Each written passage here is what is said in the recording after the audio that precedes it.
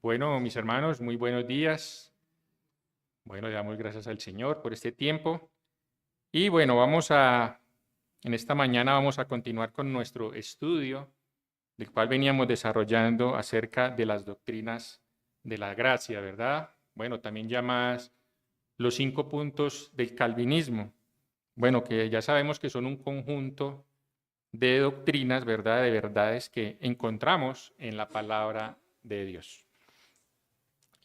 Y ya habiendo definido, bueno, cada una de ellas, en nuestro estudio anterior, en esta mañana pues vamos a continuar con la primera doctrina, que es la depravación total o corrupción radical del hombre. Bueno, el domingo pasado hablábamos de una introducción acerca de las doctrinas de la gracia. En esta mañana vamos a empezar con la primera, la depravación total o corrupción radical del hombre. La palabra de Dios nos da el verdadero diagnóstico bíblico del corazón humano, ¿verdad? La palabra de Dios nos lo enseña. ¿Qué nos dice Dios acerca del corazón del hombre? ¿Qué nos dice el Señor? ¿Cuál es la evaluación que Dios da acerca de la humanidad? ¿Qué dice Dios de nuestro corazón? Bueno, la palabra de Dios es contundente en afirmarlo, ¿sí? La Escritura dice en Romanos 3:10 en adelante, dice, como está escrito, no hay justo ni aun uno, no hay quien entienda, no hay quien busque a Dios, todos se desviaron a una, se hicieron inútiles, no hay quien haga lo bueno, no hay ni siquiera uno. Bueno, así lo expresa Pablo en Romanos. Y estas palabras del apóstol Pablo en el Nuevo Testamento, bueno, están haciendo alusión a las palabras del rey David, ¿verdad? Allá en el Salmo 14. El Salmo 14:1 dice el rey David, dice el necio en su corazón, no hay Dios, ¿verdad? Así dice el necio en su corazón, no hay Dios, se han corrompido, hacen obras abominables, no hay quien haga el bien. Y dice el versículo 2 y versículo 3, dice, Jehová miró desde los cielos sobre los hijos de los hombres para ver si había alguno entendido que buscara a Dios. Pero el versículo 3 es contundente y nos dice que todos se desviaron, a unas se han corrompido, no hay quien haga lo bueno y no hay ni siquiera uno, ¿verdad? ¿Cuántos se han corrompido, dice la Escritura? Todos, ¿verdad? Todos. A ninguno de nosotros como seres humanos, pues nos gusta que nos digan cosas feas. Mi hermano, ¿a usted le gusta que le digan cosas feas de su vida? ¿O a quién le gusta que le digan cosas feas? ¿Verdad? A nadie. A ninguno de nosotros nos gusta que nos digan cosas feas. Cuando uno va al médico a hacerse los exámenes de chequeo, ¿verdad? Los tradicionales, para mirar cómo estamos, cómo está la salud, nuestra salud física. Bueno, cuando nosotros vamos allá, pues lo primero que nos dice el médico es que, pues, que tenemos que bajar de peso, estamos gorditos, ¿sí? Que tenemos que hacer ejercicio, nos dice el médico, que tenemos que comer sin sal, que tenemos que dejar el azúcar, ¿sí? Que nada de grasas. Bueno, ahí nos sacan el listado, ¿verdad? Todo el listado, nos lo saca el médico de las cosas que nosotros debemos comer y las cosas que no debemos de comer, ¿sí? Ahí está el listado. Y fuera de eso, bueno, nos hacen el examen de sangre, ¿verdad? Nos sacan sangre, ¿sí? A los que no nos gusta que nos saquen sangre. Y nos hacen las pruebas, ¿verdad? Y sale el examen, los resultados. Y esos resultados, pues, no son nada favorables. Bueno, muchas veces nos sucede eso. No son nada favorables esos exámenes. Nos dicen que tenemos hígado graso, que tenemos principios de diabetes, ¿sí? Y eso nos empieza a nosotros como a desesperar, ¿verdad? Pues, que si no nos cuidamos en nuestra salud, pues vamos a terminar, bueno, haciéndonos diálisis o que nos va a dar diabetes, ¿verdad? Nos dicen esas cosas. O aún peor, que podemos desarrollar un cáncer. ¿Sí? Peor. ¿Y eso a nosotros qué pasa? Pues nos traumatiza, ¿verdad? Nos traumatiza. Mis hermanos, y eso es una realidad, ¿verdad? Eso es real, ¿sí? Claro, nosotros sabemos que debemos de cuidar nuestro cuerpo. Nosotros somos el templo del Espíritu Santo. Es una realidad. Hay que cuidar nuestro cuerpo. Pero el hecho, mis hermanos, es que a nosotros no nos gusta que nos digan cosas feas de nosotros mismos. No nos gusta, ¿sí? No nos gusta que nos controlen. ¿A usted le gusta que lo controlen? No nos gusta, ¿verdad? Y menos en la alimentación. No, usted no puede comer esto, usted no puede comer eso, usted no puede comer eso, tiene que comer esto, esto y esto. No nos gusta que nos controlen, ¿sí? Claro, ¿qué preferimos nosotros? Claro, pues que nos digan cosas agradables, ¿sí? Que nos digan cosas bonitas, ¿sí? Eso nos gusta a nosotros. Que nosotros mismos las podamos controlar, que podamos controlar. Por eso la gente busca el horóscopo, porque lo dice lo bien que le va a ir el próximo año. Por eso la gente hace eso. Por eso la gente busca el psicólogo para que le diga lo guapo que es o lo bonita que eres, ¿verdad? Que nos suba la autoestima, ¿verdad? Nos gusta eso. Ah, pero eso sí, que la culpa es de los demás, que la culpa no es mía, la culpa es de los demás. Eso nos gusta como seres humanos. Mis hermanos, eso es algo general del ser humano. No nos gusta que nos digan cosas feas, aunque sea verdad. No nos gusta. No nos gusta a nosotros que nos digan que estamos mal. No nos gusta. Preferimos las buenas noticias. Claro, que nos den la palmadita en la espalda, ¿verdad? Nos digan con la palmadita, que nos den consuelo. Ah, que nos feliciten. ¿A quién no le gusta que lo feliciten? Bueno, a todos nos gustan que nos den las felicitaciones, ¿sí? Por las cosas chéveres que hacemos, ¿verdad? Nos gusta eso. Pero que no nos exhorten. No me vaya a exhortar. Felicíteme. Nos gusta eso. Pero hablando, mis hermanos, en un sentido espiritual, la realidad es que a nosotros no nos gusta acercarnos a la luz. No nos gusta acercarnos a la luz. La luz nos molesta, así como lo vemos allí en la diapositiva. La luz nos molesta, nos disgusta, ¿sí? A nosotros no nos gusta escuchar malas noticias, no. Por eso la gente no quiere ir a las iglesias, por eso la gente no quiere escuchar de Dios. No, qué pereza escuchar de Dios.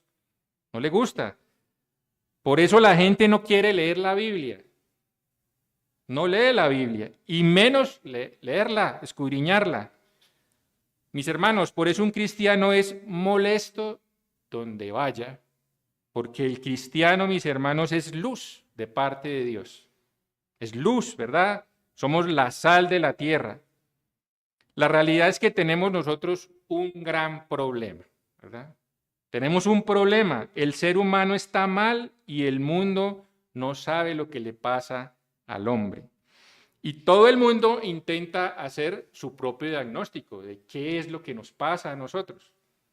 ¿Qué será lo que le pasa al ser humano? Bueno, unos dicen que el problema es la lucha de clases, otros dicen que, bueno, el problema es la falta de información en este mundo, estamos desinformados, otros que hay que mejorar la educación, ¿sí? Hay que mejorar la educación porque es allí el pilar donde nos formamos. Otros dicen que el problema es que faltan libertades, o orientación, o falta bienestar en nuestras vidas, o subir el autoestima. El mundo hace su diagnóstico, ¿verdad? Todo el mundo intenta entender lo que le pasa al ser humano, todos. Y la realidad es que nadie acierta y como vemos en este mundo seguimos igual o peor, ¿verdad? Iguales o peores. Escuchamos las noticias de todas partes y vemos los actos que hace el hombre, ¿verdad? Cuando uno prende las noticias o escucha el radio, bueno, los actos escandalosos y atroces que escuchamos, unos más que otros, ¿verdad? Lo escuchamos en las noticias.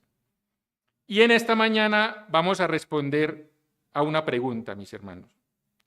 Esta es la pregunta, la que está en el centro. ¿Cuál es el problema del hombre? ¿Cuál es el problema del hombre? Y ese, mis hermanos, es el primer punto de partida. ¿Cuál es el problema del hombre? Y aunque este es un tema muy antiguo, del cual ya habíamos hablado el domingo pasado, cuando, si ustedes recuerdan, los seguidores de Jacobo Arminio presentaron un resumen de las enseñanzas, pues pidiendo a las iglesias de Holanda que las confesiones reformadas cambiaran para adaptarse a los 5 puntos arminianos o a la remonstrance. Ustedes recuerdan lo que hemos hablado. Pero las iglesias de Holanda y de muchos países circundantes pues estudiaron el tema, ¿verdad? Ellos lo miraron y esas enseñanzas las refutaron y condenaron esa enseñanza de los arminianos como herejía, ¿sí? Y respondieron con lo que conocemos hoy en día como los 5 puntos calvinistas o las doctrinas de la gracia.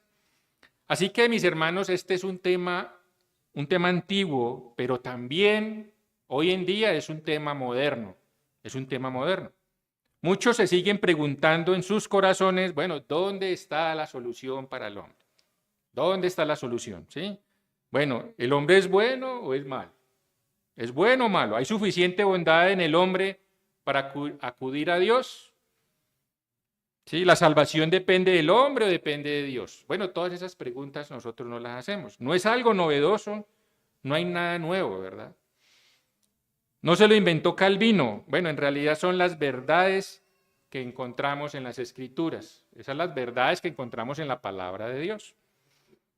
Y debemos de saber, mis hermanos, primeramente, cuál es el problema que nosotros tenemos, cuál es el problema del hombre, porque no vamos a acudir al médico buscando solución si no sabemos cuál es el asunto con el cual nosotros estamos batallando.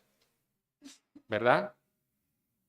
Y para entender el problema, mis hermanos, bueno, hablemos de la postura arminiana, lo que habíamos estudiado, lo que habíamos leído el domingo pasado. Bueno, ¿qué decía Arminio acerca de este tema? Bueno, dice Arminio, o los arminianos, el ser humano tras la caída es incapaz de salvarse por sí mismo. Bueno, coincidimos.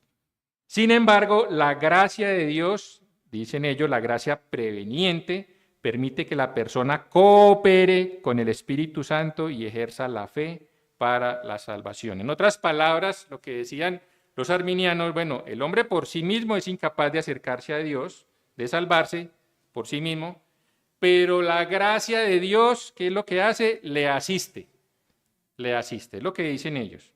Le permite que la persona coopere con el Espíritu Santo y ejerza la fe para la salvación, ¿verdad? La gracia ellos dicen que la gracia de Dios le ayuda, es una ayuda, ¿sí? Pero el sínodo de Dorf condenó esa postura como herética, ¿verdad? Como herejía, o sea, afirmando que el hombre es incapaz de aportar nada a su salvación. ¿Qué aporta el hombre? Nada. Mi hermano, ¿sabe lo que usted aporta a su salvación? Nada, ¿verdad? No, sí aportamos. Nosotros aportamos un montón de pecados. Eso sí aportamos nosotros. Un montón de pecados que hace que sea necesaria, ¿verdad?, nuestra salvación por parte de Dios. Sea necesaria. Así que la gracia de Dios, mis hermanos, no te asiste. No te asiste. La gracia de Dios te alcanza y te salva. La gracia de Dios nos alcanza, ¿verdad? Mirémoslo, mis hermanos, con un ejemplo, porque eso es muy diferente, ¿verdad? Que la gracia nos asista, pero que la gracia nos alcance, eso es diferente. Entonces, según Arminio, mis hermanos, el pecador, como lo muestra allí la diapositiva, el pecador es un náufrago que espiritualmente está herido, está enfermo, ese náufrago, y está en medio del mar. Ese náufrago, ¿qué está haciendo? Bueno, se está ahogando. Ahí se está ahogando ese náufrago. Y lo que hace Dios es coger el salvavidas y lanzárselo. Eso es lo que dicen los arminianos. Según Arminio, esa es la gracia de Dios. La gracia de Dios. Lo que tiene que hacer el náufrago, ¿qué es? ¿Qué es lo que tiene que hacer el náufrago? Es agarrarse al salvavidas y nadar pues con todas las fuerzas, ¿verdad? Hasta la orilla, con la ayuda de Dios, obviamente, que porque fue el Señor que le tiró el salvavidas, ¿sí? Con la ayuda de Dios, pero podía decidir no agarrarse al salvavidas. Podía decidirlo. Y podía decidir quedarse en medio del mar y ahogarse. Entonces, la decisión final de vivir o morir ahogado, ¿en quién recae? En el hombre, ¿verdad? En el hombre recae la responsabilidad. Pero mis hermanos, eso no es lo que encontramos en las Escrituras. En las Escrituras encontramos algo que es algo muy diferente, algo contrario. Siguiendo el ejemplo del náufrago, más bien el náufrago es alguien que voluntariamente ha saltado al agua. El náufrago voluntariamente saltó al agua y se ha hundido hasta lo más profundo del mar. Y es más, cuando llega a lo más profundo del mar, él mismo se ha puesto una piedra grandísima encima para no subir a la superficie. Para no subir. ¿Y qué pasa con el náufrago? Pues se ahoga, ¿verdad? Se ahoga y se muere. Y ya lleva mucho tiempo muerto. Lleva mucho tiempo muerto. Creo que lo que necesita el náufrago para salvarse no es un salvavidas, no es un flotador. Para que el náufrago se salve, ¿qué necesita? Un milagro de Dios. Un milagro, ¿verdad? Un auténtico milagro. Si el hombre está espiritualmente herido o cojo o está tuerto, ¿sí? O está manco, bueno, necesito ayuda, claro, necesito una asistencia. Ahí sí necesita el salvavidas. Pero, como lo dice la Biblia, si el hombre está muerto, lo que necesita es un milagro de Dios en su corazón. ¿Por qué? Porque está muerto. Dice Efesios 2:4, pero Dios, que es rico en misericordia, por su gran amor con que nos amó, aun estando nosotros muertos en nuestros pecados, nos dio vida juntamente con Cristo. Por gracia sois salvos. Y juntamente con Él nos resucitó y asimismo nos hizo sentar en los lugares celestiales con Cristo Jesús. Y espiritualmente, mis hermanos, nosotros no estábamos cojos, ni mancos, ni ciegos. ¿Cómo estábamos? Muertos, ¿verdad? Estábamos muertos y un muerto no necesita ayuda, ¿verdad? Un muerto, ¿qué es lo que necesita? Que lo resuciten. Un muerto necesita que lo resuciten, o sea, un milagro de Dios. Y el Salmo 14 responde contundentemente a esa pregunta. Y Pablo en Romanos 3 pues vuelve a ratificarlo. Y cuando leemos el Salmo 14, versículo 1, dice el necio en su corazón, no hay Dios. Así dice el necio, ¿verdad? No hay Dios. Se han corrompido, hacen obras abominables, no hay quien haga el bien. Mis hermanos, y eso es lo que piensa la gente. ¿Sí? Eso piensa la gente. Claro, como no hay creador, pues si no hay Dios, entonces no hay nadie a quien yo tenga que rendirle cuentas en este mundo. Pues si no hay Dios, ¿para qué rendirle cuentas? ¿A quién le va a rendir cuentas? No, chéverísimo, qué bien. Yo soy autónomo y completamente libre para hacer lo que yo quiera. Yo soy autónomo. Bueno, ¿y cuál es el fundamento para aquel que niega la existencia de Dios? Bueno, el fundamento es su propio corazón, ¿verdad? Su propio corazón, su propio razonamiento, su propio pensamiento. Dice el necio en su corazón, piensa en sus adentros, o sea, está concluyendo él mismo dentro de sus adentros, no hay Dios, no hay Dios. Cuando realmente, pues es más fácil concluir que hay un Dios soberano, ¿verdad? Que un Dios creador que ha hecho todas las cosas. Y claro, ellos a veces lo refutan y nos dicen, bueno, demuéstreme, usted ha visto de pronto cuando en los debates, no, demuéstreme que Dios existe, demuéstremelo, demuéstreme la existencia de Dios. Bueno, le podemos decir, bueno, demuéstreme usted que Dios no existe. Usted ha visto la creación de Dios, ha visto el sol, ha visto los árboles, las montañas, las flores, los ríos, ha visto las frutas. ¿Ha palpado usted la creación de Dios? ¿Se ha mirado usted en un espejo? ¿Sí? ¿Cómo estamos nosotros diseñados? Es increíble, ¿verdad? Es increíble. Dice el Salmo 19:1, los cielos cuentan la gloria de Dios y el firmamento anuncia la obra de sus manos. Mis hermanos, no necesitamos dar evidencia de que Dios existe. O sea, Dios mismo ha dado evidencia a todos los hombres, ¿verdad? De que Él es, de que Él existe. Él nos ha dado evidencia. El problema no es la evidencia, el problema de nosotros es la necedad que hay en nuestro corazón. Ese es el problema, ¿sí? La oscuridad en nuestros corazones.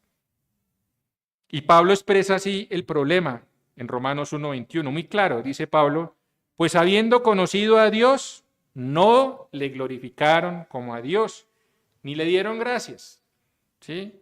Hay personas que se confiesan ser ateas, pero pues en realidad no hay ateos, porque dentro de sus corazones saben cuál es la verdad, pero lo niegan con sus bocas, lo niegan, ¿sí?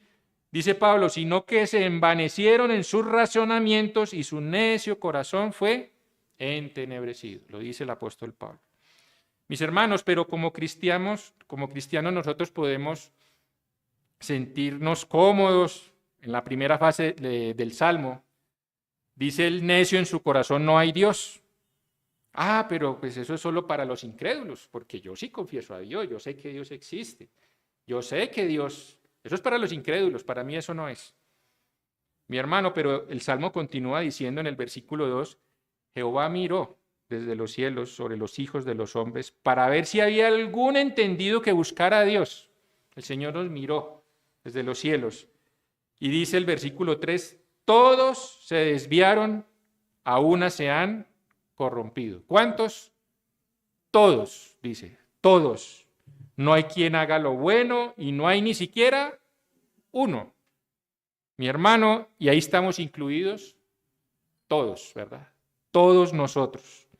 Por tanto, mis hermanos, los necios no solamente son los incrédulos, los necios son la humanidad entera. Esos son los necios, ¿verdad? Le hemos dado la espalda a Dios, hemos negado a Dios, nos hemos rebelado contra Él. Estamos corrompidos por completo. Nos hemos hecho enemigos de Dios. Cuando decimos nosotros seguir nuestros propios caminos, ¿verdad? Cuando nosotros decidimos vivir cada uno nuestra propia sabiduría, nuestro propio entendimiento, realmente lo que estamos desechando es la palabra de Dios, ¿verdad? En Adán, bueno, todos pecamos y nos separamos de Dios. En Adán. En su transgresión todos estamos contaminados por ese veneno mortal, ¿verdad? Del pecado.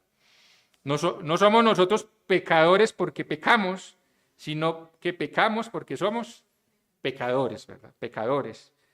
Mis hermanos, esa es nuestra naturaleza. Nuestra naturaleza es pecaminosa. Eso está acá en nuestro ADN. Está allí. Mis hermanos, corrupción radical significa que estamos corrompidos radicalmente. Eso significa. La palabra radical viene de la palabra raíz.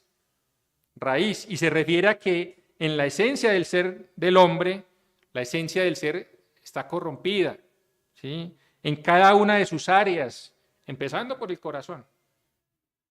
Está corrompida, ¿verdad? La raíz de su ser está corrompida radicalmente. Y mire cómo lo expresa el Señor desde los inicios en Génesis 6:5. Mire cómo lo dice el Señor. Génesis 6:5. Y vio Jehová que la maldad de los hombres era mucha en la tierra, ¿sí? Y que todo designio de los pensamientos del corazón de ellos era, ¿qué? De continuo al mal. De continuo al mal. Tremendo, ¿verdad? O sea, este versículo nos deja ver lo grave del asunto.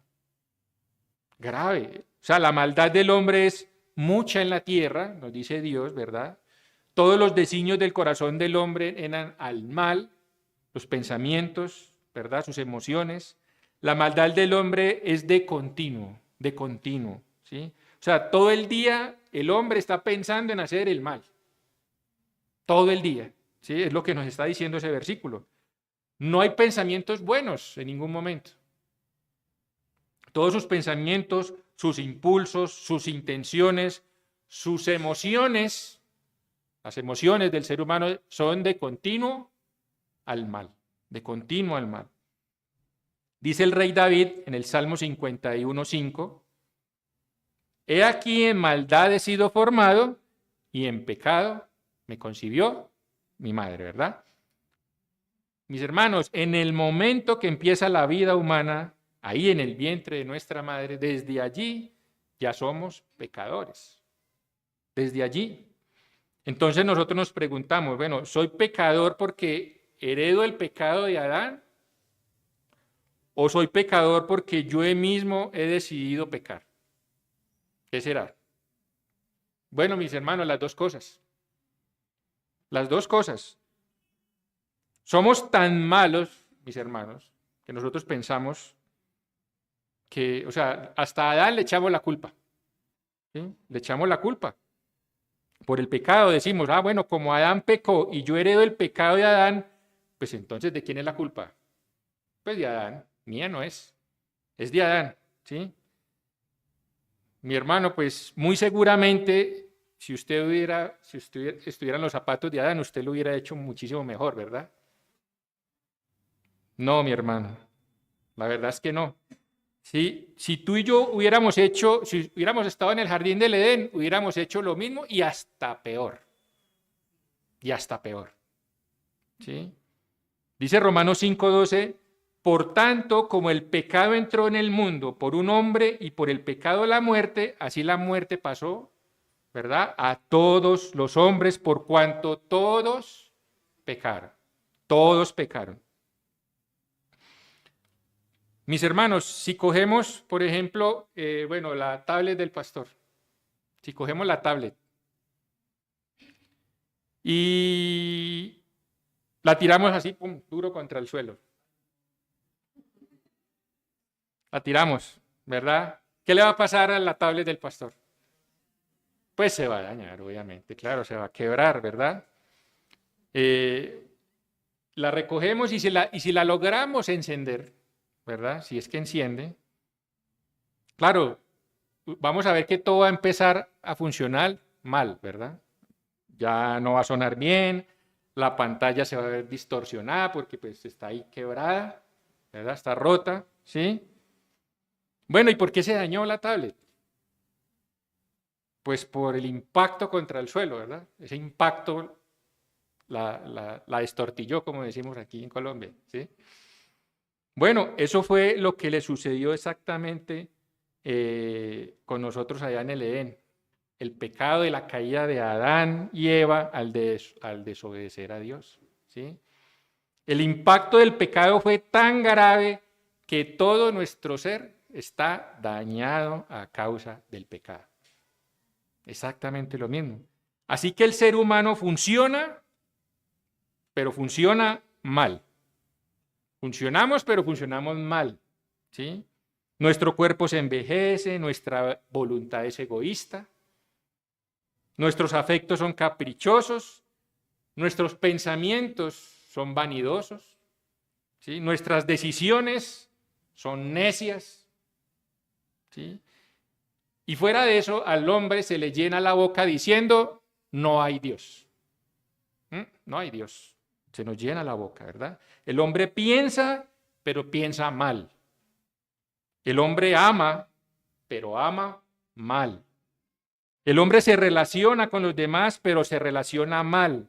El hombre habla, pero habla mal. ¿Sí? El hombre toma decisiones. Tomamos decisiones en esta vida, pero tomamos decisiones malas, ¿verdad? El hombre queremos cosas, pero lo que más queremos es el mal, hacer mal, ¿verdad? Mis hermanos, estamos rotos, estamos dañados por el efecto del pecado. Estamos rotos.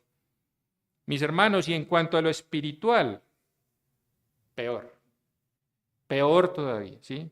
No desea a Dios, es enemigo de Dios, es esclavo del pecado, está en tinieblas, está bajo el poder del diablo. Espiritualmente estamos graves. El hombre está incapacitado para hacer las buenas obras. No puede entender el camino de salvación. Tiene el entendimiento. Tenemos entendimiento, pero nuestro entendimiento está entenebrecido. La mente la tenemos, como dice la Escritura, está cauterizada, ¿sí?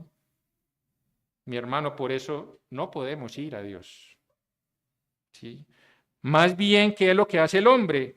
Bueno, se va detrás de cualquier filosofía, porque eso sí nos gusta. Le dicen cualquier filosofía y corre detrás de esa filosofía, ¿sí?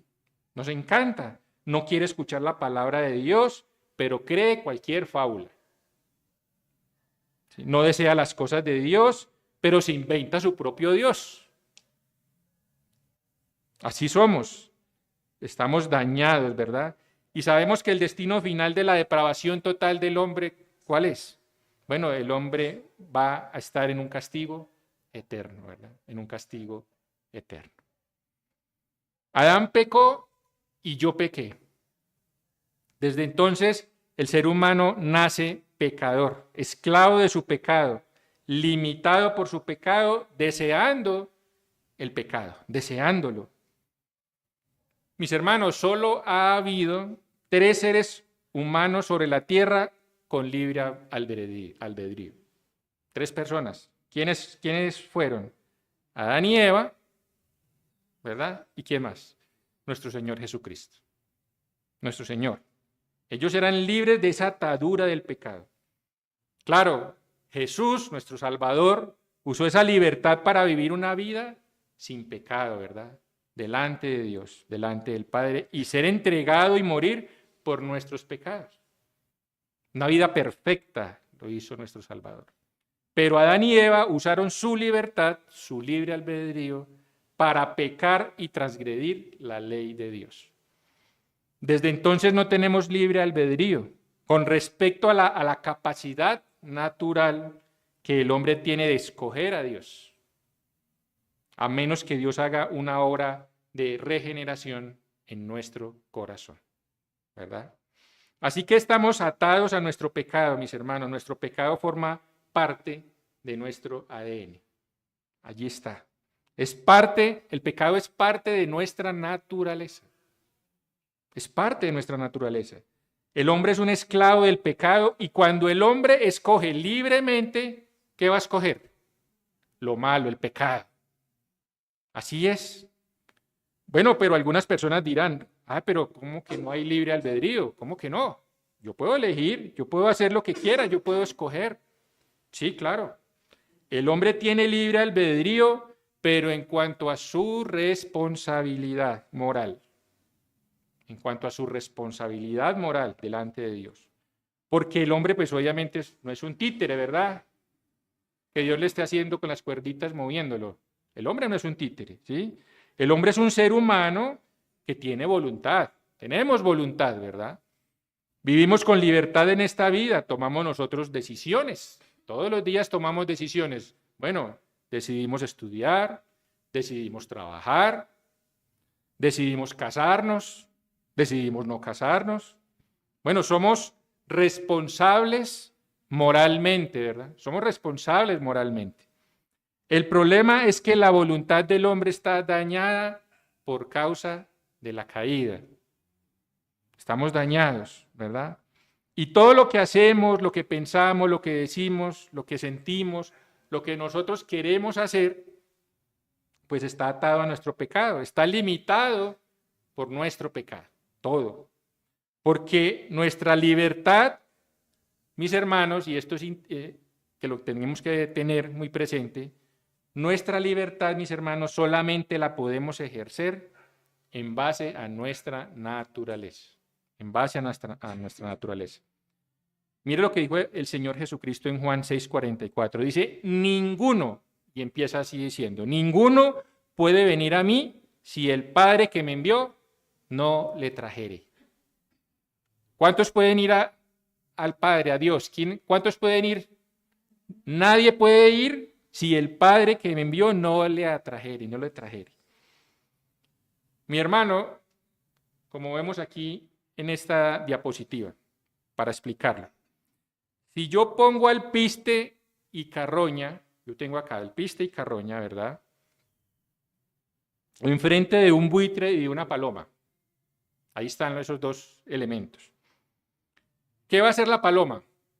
Pues la paloma libremente va a escoger ¿qué? El alpiste. ¿Y el buitre qué va a escoger? Libremente va a escoger la carroña. ¿Por qué? Porque esa es su naturaleza. Esa es su naturaleza. Libremente la van a escoger, ¿verdad? Para que el buitre escoja libremente el alpiste, ¿qué hay que hacer? Tengo que cambiarle la naturaleza al buitre. Hay que cambiarle la naturaleza. Mis hermanos, y eso es exactamente lo que hace Dios en la regeneración del hombre, en nuestra regeneración. Él hace una transformación en el corazón, en la naturaleza humana, de tal manera que yo libremente ahora escojo a Cristo. Libremente, ¿verdad? No fue obligado, fue libremente. Mis hermanos, pero ya Dios había hecho una obra previa, un cambio en nuestra naturaleza, una obra previa en mí. Por eso, mis hermanos, la salvación ¿de quién es? Es de Dios, ¿verdad? Es de Dios, no es una obra mía que yo decidiera, es la obra de Dios. Pero, mis hermanos, el pecador, el hombre no regenerado, ejerce su libertad como pecador y ama el pecado, desea el pecado, corre detrás del pecado. ¿Por qué? Porque esa es su naturaleza. Todo está manchado por el pecado, está dañado por el pecado, porque es su naturaleza. Así que, mis hermanos, corrupción total significa que todos los hombres están destituidos de la gloria de Dios. Todos los hombres. Corrupción total significa que todas las áreas de nuestra vida están dañadas. Están impactadas por el pecado, de pies a cabeza, en todos los aspectos de nuestro ser. El pecado ha dañado la vida del hombre, ¿verdad? El pecado ha hecho estragos en la vida del hombre. Lo ha destruido, ¿verdad? Esta doctrina, mis hermanos, de la depravación total, no es una enseñanza aislada, no es una enseñanza ocasional en la Biblia, no, mis hermanos. Al contrario, la vemos por todas partes en la Escritura. Está en todas partes la enseñanza de la depravación total. Mis hermanos, hay más de 200 referencias directas e indirectas en la Biblia que enseñan la depravación total del hombre. Por ejemplo, dice Jeremías 17:9, engañoso es el corazón más que todas las cosas y perverso, dice Jeremías. ¿Quién lo conocerá? ¿Quién lo conocerá? Mis hermanos, no hay una cosa sobre la faz de la tierra más engañosa que el corazón humano. No hay una cosa más perversa en la tierra que el corazón del hombre. Dice Jeremías, ¿quién lo conocerá? ¿Quién lo conocerá? Mi hermano, nadie conoce el engaño y la perversidad de su propio corazón. Solo Dios lo conoce. Solo Dios, ¿verdad? Pero la Biblia dice, en un proverbio que ustedes saben, Proverbios 4:23, sobre toda cosa guardada, guarda, ¿qué nos manda a guardar este proverbio? Nuestro corazón, ¿verdad? Guarda tu corazón por una razón, porque de él mana la vida. De él mana la vida. La Biblia nos enseña que hay algo que debemos guardar como un verdadero tesoro, ¿verdad? Que lo debemos guardar más que todas las cosas, nuestro corazón. Guardarlo, ¿verdad? ¿Y por qué? Bueno, la Biblia nos da la respuesta, porque de él mana la vida. Si del corazón del hombre mana la vida, mis hermanos, y el corazón es perverso, bueno, ¿qué pensamiento o sentimiento emana del corazón del hombre? ¿Cuál sería la vida del hombre? Bueno, su vida es, como veíamos al principio, de continuo al mal. De continuo al mal, ¿sí? Porque como vemos allí en la diapositiva, de una fuente sucia no puede brotar agua limpia. De una fuente sucia, ¿qué brota? Agua sucia. Agua sucia. Del corazón de un hombre sin la gracia de Dios solamente emana una vida sucia, una vida depravada. Dice Mateo 7:17, el Señor en palabras de Jesús: así todo buen árbol da buenos frutos, pero el árbol malo da frutos malos. No puede el buen árbol dar malos frutos, ni el árbol malo dar frutos buenos. Bueno, y damos gracias al Señor, mis hermanos, por la gracia común. La gracia común de Dios, ¿verdad? Que tiene el poder de refrenar los corazones corruptos. Hermano, esa gracia común que nos da a todos los hombres, ¿verdad? Como dice la Escritura, que el Señor hace salir su sol sobre justos e injustos. Es una gracia. El Señor nos alimenta a nosotros, pero también alimenta al impío, al incrédulo. También lo alimenta el Señor por su gracia común, ¿verdad? Esa gracia común de Dios no solamente le provee el techo y la comida, ¿verdad?, a los hombres en general, sino que esa gracia común también tiene el poder de refrenar el pecado que hay en el corazón del hombre. También lo hace el Señor. Él mismo, el Señor, frena ese mal que nosotros somos capaces de hacer. Lo frena con su gracia común, con las leyes, con la predicación de la palabra. Porque si no fuera así, por esa gracia común, ¿cómo estaríamos? Peor, ¿verdad? Peor. Ahora, mis hermanos, ¿por qué es vital y de suma importancia para nuestras vidas entender esta doctrina de la depravación total o de la corrupción radical del hombre? ¿Por qué es importante tener esto presente, mis hermanos, en nuestras vidas? Bueno, porque transforma nuestra visión de lo que es la humanidad. Vemos la humanidad, ¿verdad? Lo que somos nosotros, y nos da un mayor entendimiento de quién es Dios. Sabemos cómo somos nosotros, pero también sabemos quién es nuestro Creador. Sabemos quién es Dios. Cuando entendemos esta doctrina, mis hermanos, no nos deja en desesperación. No nos deja en desesperación. Al contrario, nos permite abrir nuestros ojos y nos permite alzar y mirar al cielo, alzar nuestras manos a Dios y mirar al cielo, ¿sí? Donde está nuestra verdadera esperanza, y clamar al Señor por esa verdadera esperanza. Y quiero terminar, mis hermanos, compartiendo 6 razones por las cuales es necesario que meditemos y que abracemos esta doctrina con todo nuestro corazón. 6 razones. Necesitamos meditar en esta doctrina, como dijimos, nos da una visión bíblica de la humanidad. Nos da una visión bíblica. Al hombre, bueno, el hombre se esfuerza mucho, ¿verdad?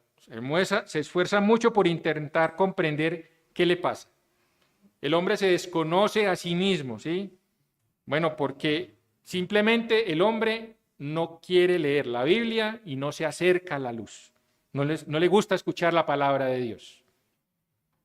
¿Por qué el mundo está como está? Nos preguntamos, ¿por qué el mundo está como está? Pues hay una respuesta.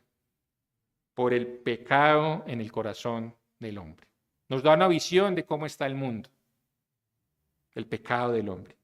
Segundo, necesitamos meditar en esta doctrina porque nos da una visión correcta de nosotros mismos. Una visión de nosotros mismos. Por más que yo esté toda la vida intentando ganarme el favor de Dios, que todos los días trate de ganarme el favor de Dios a base de mis méritos y de mis buenas obras, bueno, ¿será que podré alcanzar salvación y vida eterna por medio de mis méritos? Mi hermano, simplemente nunca lo puedo alcanzar. No hay. No es con mis propias fuerzas, solamente nos acogemos, ¿verdad? Nos acogemos a la gracia y la misericordia de Dios. A la gracia y la misericordia de Dios.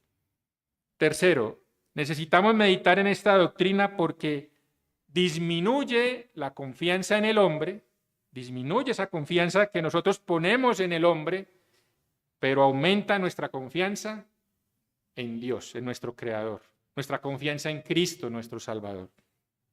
Mis hermanos, es que solo en Dios encontramos la verdad. ¿En quién encontramos la verdad?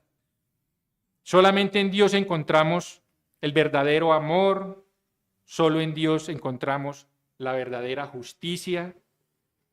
Y cuando nosotros somos conscientes de esa verdad, cuando somos conscientes de esa verdad, bueno, eso nos va a ayudar, nos impulsa a buscar más a Dios por medio de su Espíritu Santo. Nos ayuda, ¿verdad?, el Señor.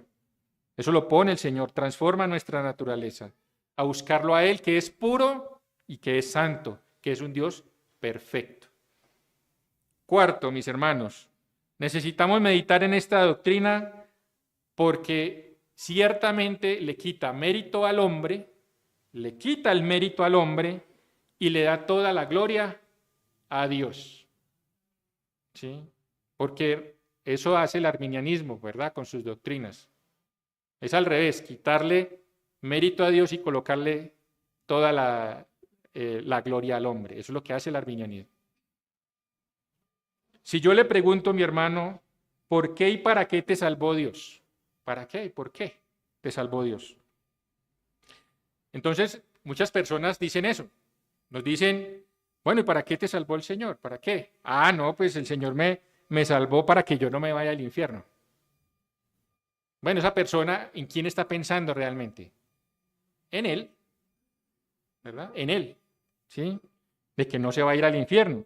Entonces esa persona tiene la mirada puesta en Él y no en Dios, ¿verdad? O sea, no ir al infierno, claro, pues es el resultado por el cual Dios te salvó, pero no es el propósito general, el propósito principal. O sea, en ningún lugar de la Escritura Dios declara que la razón número uno de la salvación es evitar el infierno, ¿no?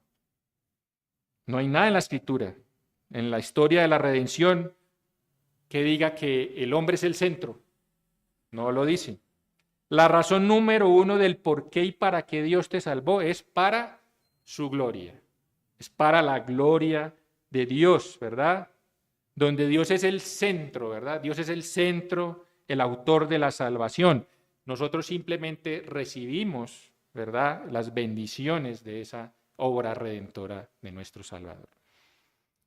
Si hay algo bueno en nosotros, si hay algo bueno en ti, mi hermano, ¿de quién es? ¿Es tuyo o es de Dios? De Dios, ¿verdad?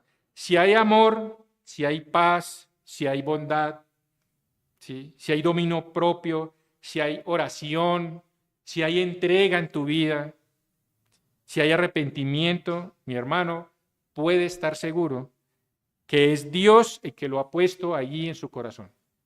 Es Dios. Porque si no es Dios, mi hermano, si no es Dios, ¿quién más lo puede colocar allí? Es solo el Señor. Porque nosotros no queremos hacer las cosas para el Señor. Es Dios. Dice, mire como dice la Escritura, Santiago 1:17. Toda buena dádiva y todo don perfecto descienden de lo alto, del Padre de las luces, en el cual no hay mudanza ni sombra de variación.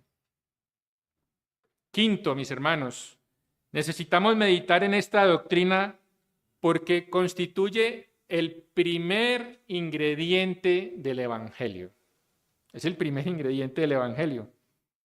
Y el primer ingrediente del Evangelio, pues, es la mala noticia de nuestra situación con Dios. Nuestra mala noticia, ¿verdad? Que estamos muertos en nuestros delitos y pecados y que estamos destituidos de la gloria de Dios. Bueno, ese es el primer ingrediente del Evangelio. ¿Sí? El Evangelio, mis hermanos, no comienza con Dios tiene un plan maravilloso para ti, Dios te ama. Bueno, así no empieza el Evangelio. La realidad del Evangelio empieza, mis hermanos, con la realidad de nuestro pecado. Así empieza el Evangelio. Estamos separados de un Dios que es 3 veces santo. Estamos separados. Nadie acude al médico, mi hermano, si primero no es consciente de su enfermedad. Tenemos que estar conscientes de nuestra enfermedad. ¿Sí? Mis hermanos, y así está la mayoría de las personas hoy en este mundo. No acuden a Dios, ¿verdad? No acuden al Señor porque no son conscientes de su pecado. No están conscientes. Pero cuando el Señor transforma mi naturaleza, cuando el Señor nos transforma, ¿verdad? Yo ya soy consciente de mi pecado y conozco quién es Dios. Conozco a Dios. Cuando yo conozco cuál es la justicia de Dios, entonces, cuando yo veo eso, mi hermano, y entiendo, pues yo inmediatamente corro a Cristo en arrepentimiento y fe. Inmediatamente. Y sexto, mis hermanos, necesitamos meditar en esta doctrina porque aumenta nuestra gratitud y nuestra admiración por Jesucristo, por nuestro Señor y Salvador. La aumenta, ¿sí? Mis hermanos, si piensas que el problema del pecado es pequeñito, la gracia de Dios será pequeña en tu vida. Tu Salvador será pequeño si piensas que el pecado está así chiquitico. Dice Lucas 7:47, por lo cual te digo que sus muchos pecados le son perdonados porque amó mucho. Mas aquel a quien se le perdona poco, poco ama. Mis hermanos, pero cuando tú miras el enorme problema legal que tenemos con Dios, vemos su grandísima y enorme gracia. La gracia de Dios que es inmensa, ¿verdad? De nuestro Salvador. La grandeza de nuestro Salvador, su soberanía. Y nos acogemos a Él, a nuestro Señor y Salvador en arrepentimiento y fe. Hechos 4:12 dice, y en ningún otro hay salvación, porque no hay otro nombre bajo el cielo dado a los hombres en quien podamos ser salvos. Y ese es nuestro Señor Jesucristo.